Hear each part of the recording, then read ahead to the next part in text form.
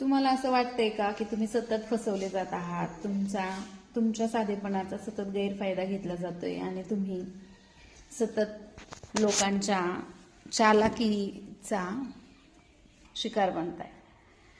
तर अशा गोष्टी होतच असतात, परंतु मग म्हणून आपण सतत स्वतःला ब्लेम करायचं की आपण खूप सरळ साधे सच्चे आहोत म्हणून.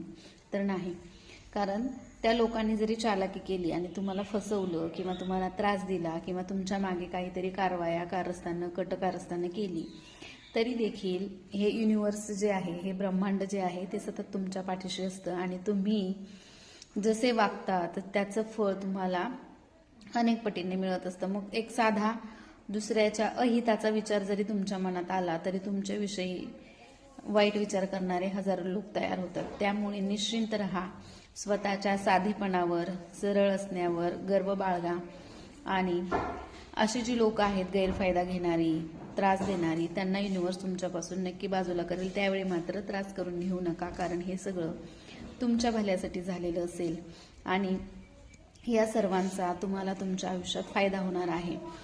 जेव्हा असे काही लोक भेटतात की जे तुमच्या साधेपणाचा गैरफायदा घेतात आणि काहीतरी त्रास तुम्हाला होतो, तर त्यामधून शिका, त्या गोष्टीला लर्निंग म्हणून पहा आणि तुमचा जो साधेपणा आहे